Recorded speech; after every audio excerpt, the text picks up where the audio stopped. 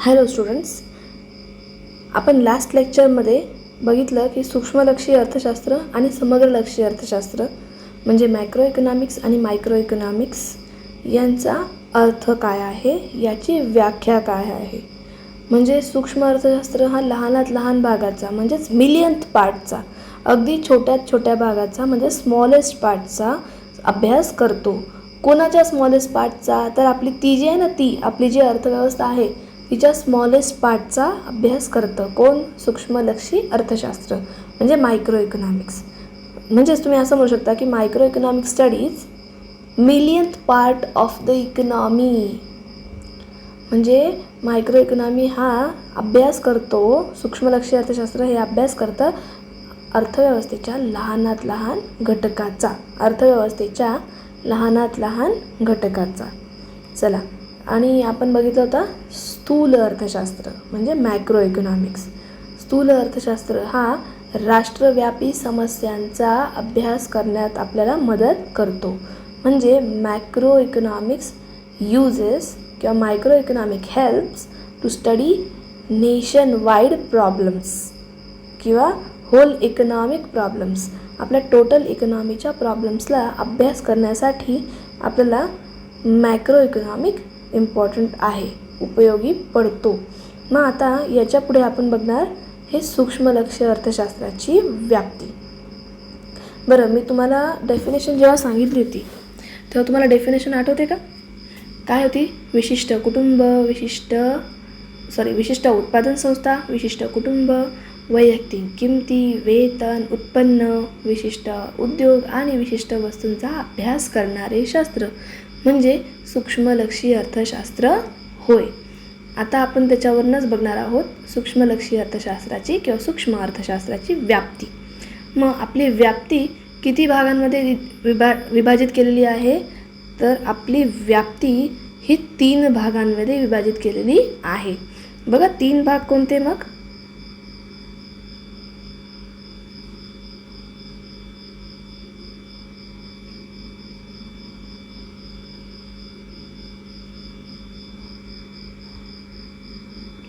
तर 3 भाग कोणते?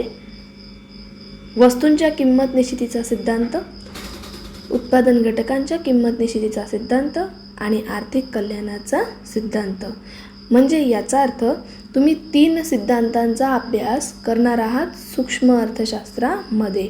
म्हणजे आपण म्हणतो ना की बाळा तू इकॉनॉमिक्स का घेतलं रे? आपल्याला घरात विचारतात, तू कॉमर्स का घेतलं रे? कॉमर्स का घेतलं म्हणजे की मला कॉमर्स घेऊन मला कॉमर्सच्या किंवा बिझनेसच्या संदर्भात जास्तीत जास्त ज्ञान मिळवायचं आहे आणि तशी प्रगती करून जास्तीत जास्त पैसा तर कमवायचा आहे, पण नावही कमवायचं आहे. म्हणजे पैसा कमवायचा आहे प्लस नावही कमवायचं आहे. ह्या 2 व्याप्ती झाल्या आपल्या कॉमर्सला ॲडमिशन घेण्याच्या. सेम तसंच सूक्ष्म अर्थशास्त्राची पण व्याप्ती आहे.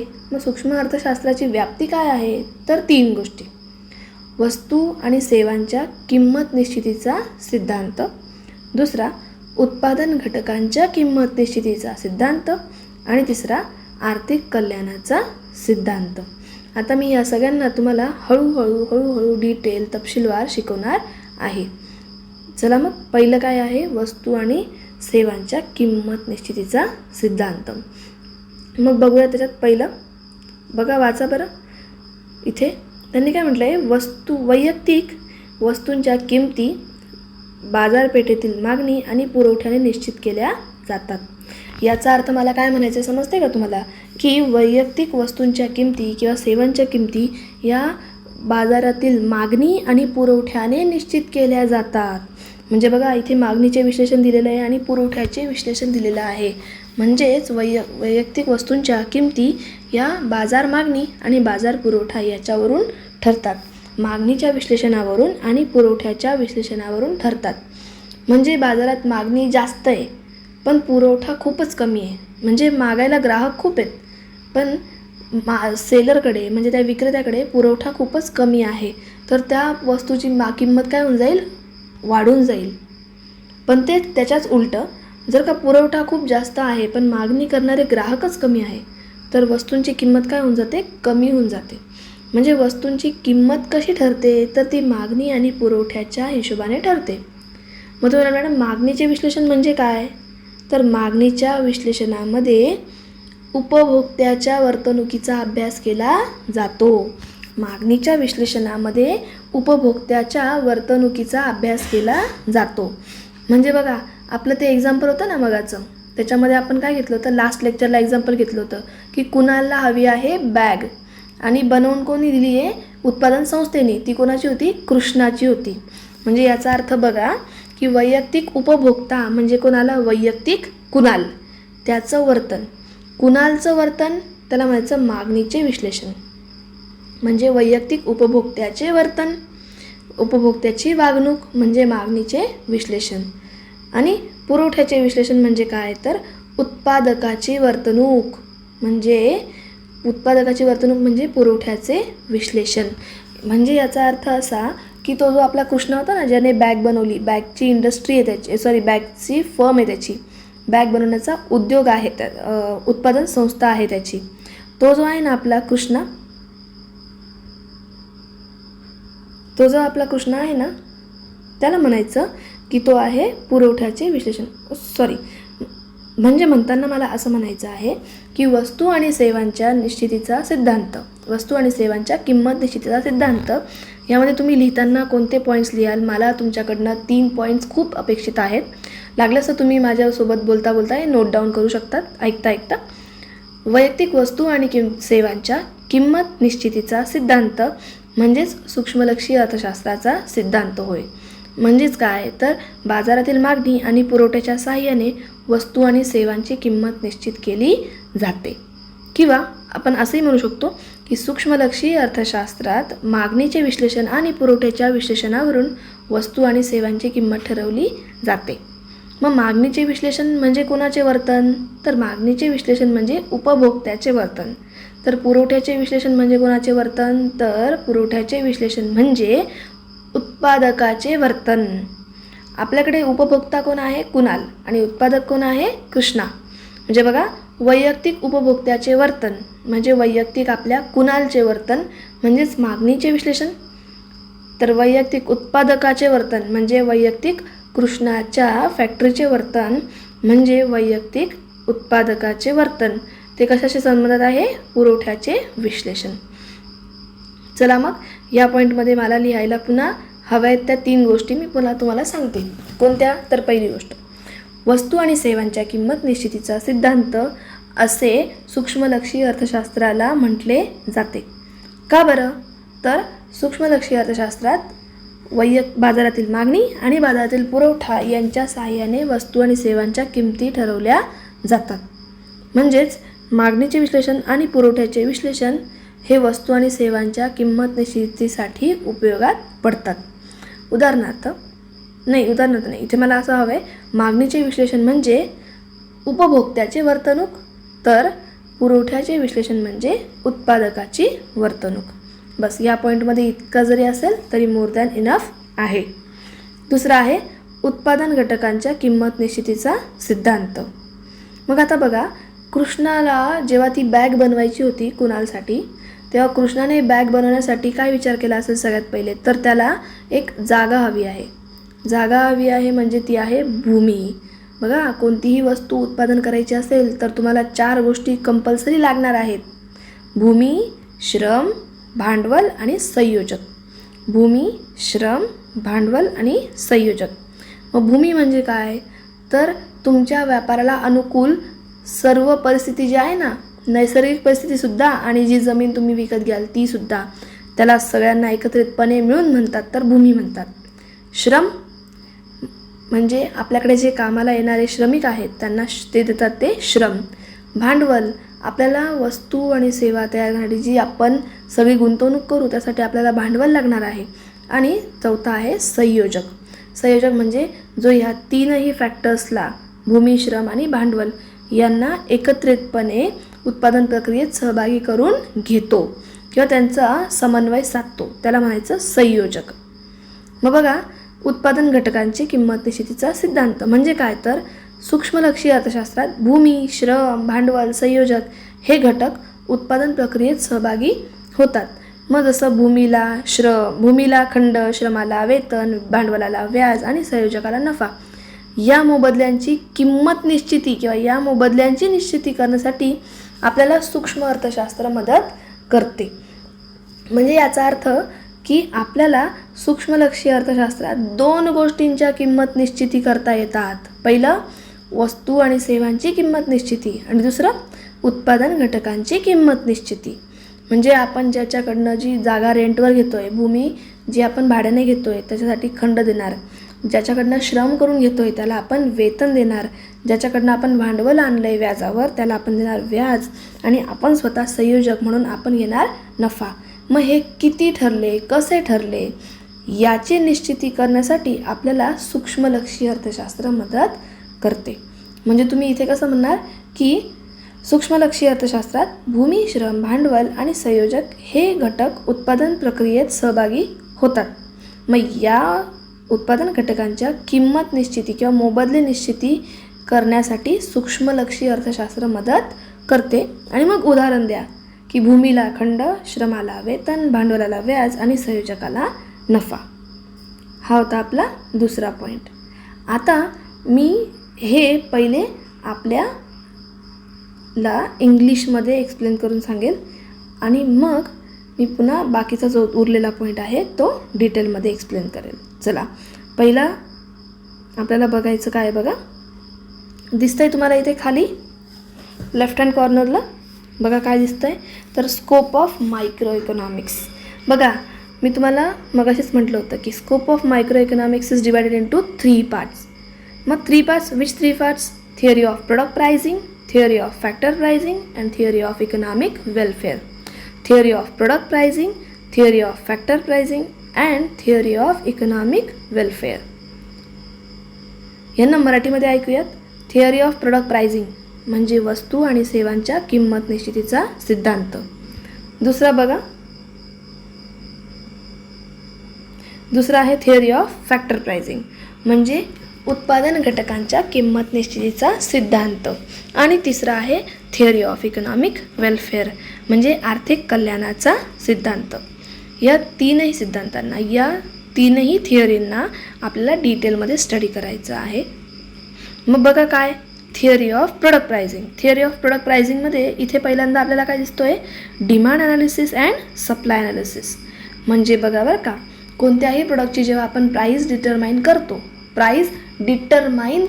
जेव्हा आपण कोणत्याही प्रोडक्टची प्राईस डिटरमाइन करतो तेव्हा आपण काय करतो, तर आपण डिमांड ॲनालिसिस आणि सप्लाय ॲनालिसिसची हेल्प घेतो. म्हणजे मार्केटमध्ये डिमांड काय आहे, मार्केटमध्ये सप्लाय किती आहे याच्यावरून आपण कमोडिटीची किंवा त्या गुड्सची किंवा त्या सर्व्हिसेसची प्राईस डिटरमाइन करतो. मग बघा आपण याला डिटेलमध्ये वाचूया. बघा इथे देताना दिलेलं आहे, त्याच्यामध्ये मी थोडेसे चेंजेस जर का केले तर ते तुम्ही तुमच्या बुकमध्ये चेंजेस करून घ्या, कारण मी लँग्वेजला सिम्पल बनवण्यामध्ये विश्वास ठेवते. चला बघा, the price of theory of product pricing. The price of an individual commodity is determined by market forces of demand and supply.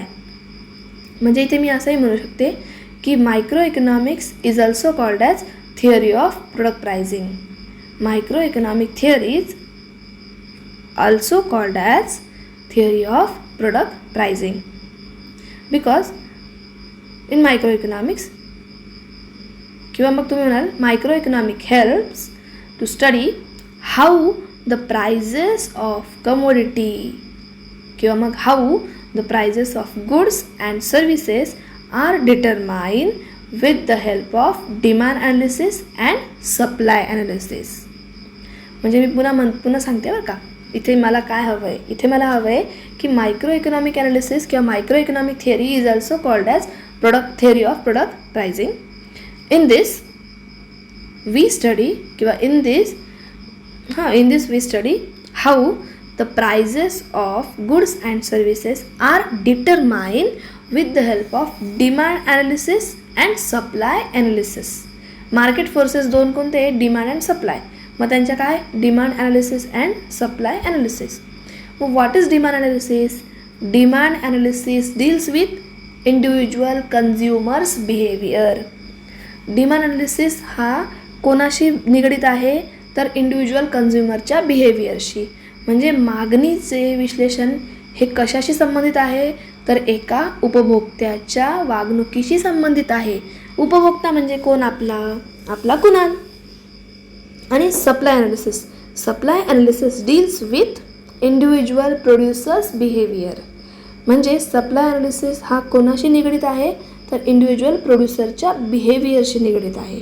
म्हणजेच पुरवठ्याचे विश्लेषण हे एका उत्पादकाच्या वर्तणुकीशी निगडीत आहे.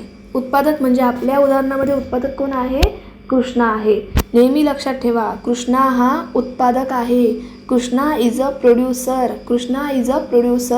He is a firm owner. तो एका उत्पादन संस्थेचा मालक आहे. कृष्णा हा एक उत्पादन संस्थेचा मालक आहे. आणि कुणाल हा एका हाऊस होल्डचा पार्ट आहे. कुणाल हा एका कुटुंबाचा भाग आहे. कारण तो काय करतो आहे? मागणी करतो आहे, म्हणून तो कंझ्युमर आहे. कुणाल हा कुटुंबाचा भाग आहे आणि तो काय आहे? एक ग्राहक आहे, उपभोक्ता आहे. See, Kunal here in this example is a consumer and a part of household. चला मग तुम्हाला हे मी एकदा पुन्हा समजून सांगते की मला थिअरी ऑफ प्रोडक्ट प्राइसिंगमध्ये काय हवं आहे. In theory of product pricing we are going to write microeconomic analysis or microeconomic theories are also called as theory of product pricing, because microeconomic helps to study how the prices of goods and services are determined with the help of demand analysis and supply analysis. Here demand analysis deals with individual consumers behavior and supply analysis deals with individual producers behavior. म्हणजे मला तुम्हाला इथे असं म्हणून घ्यायचं आहे की वस्तू आणि सेवांच्या किंमत निश्चितीचा सिद्धांत म्हणजे काय तर सूक्ष्मलक्षी अर्थशास्त्राचे सिद्धांत. सूक्ष्मलक्षी अर्थशास्त्रात जे सिद्धांत आहेत त्यांना अजून एक नाव आहे. काय आहे तर वस्तू आणि सेवांच्या किंमत निश्चितीचा सिद्धांत म्हणजे थिअरी ऑफ प्रोडक्ट प्राइसिंग. आणि मला याच्यामध्ये तुम्हाला असं म्हणायचं आहे की इट हेल्प्स टू स्टडी याची मदत होते अभ्यासायला. How the prices of goods and services R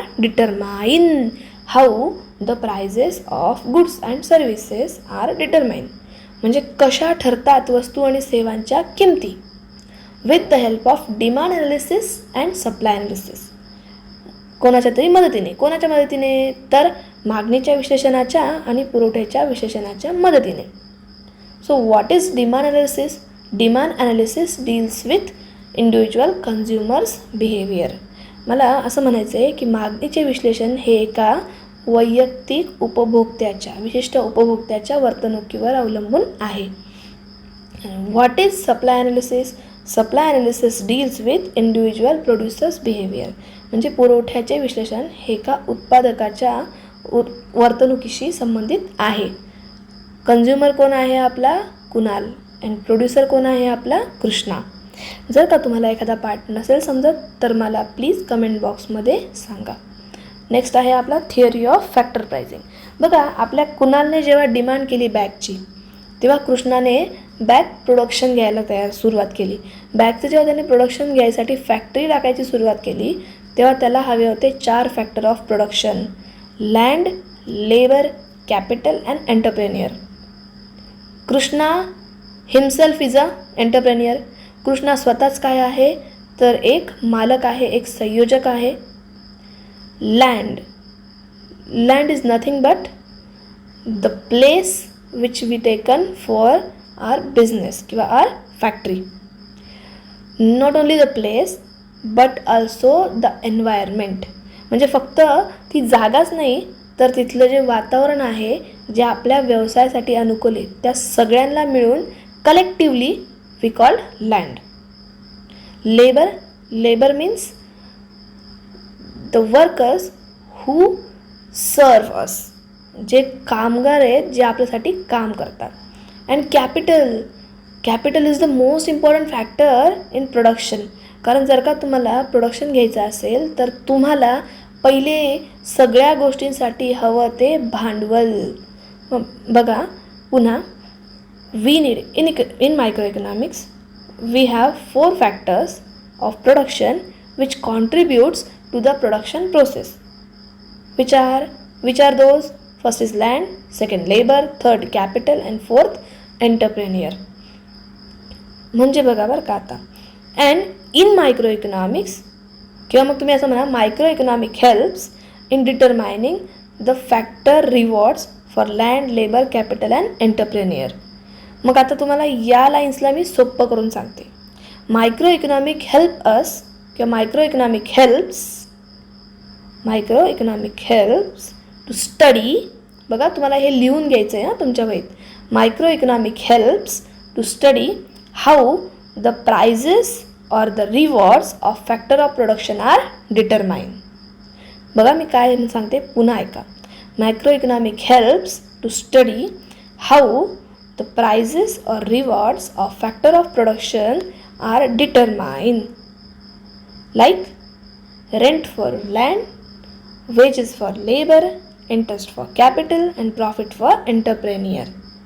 अशा प्रकारे जर का तुम्ही लिहिलं तर तुम्हाला लिहायलाही सोपं जाईल आणि अभ्यासालाही सोपं जाईल, अभ्यासालाही जड जाणार नाही. बघा पुन्हा सांगते मी तेच. In micro economics we have 4 factor of production which contribute to production process. Those are land, labour, capital and entrepreneur. And micro economics helps us to study how the prices of factor of production are determined, like rent for land, wages for labor, interest for capital and profit for entrepreneur. मला हे तुमच्याकडनं व्यवस्थित लिहून आणि व्यवस्थित recall करून हवं आहे. तुम्हाला या गोष्टी मी पुन्हा पुन्हा शिकवणार. जेव्हा जेव्हा मला संदर्भ येईल तसं तसं मी तुम्हाला वापस इकडे घेऊन येणार. पण तरीही मला तुमची प्रॅक्टिसही हवी आहे. थँक्यू. आपण भेटूयात नेक्स्ट सेशनमध्ये.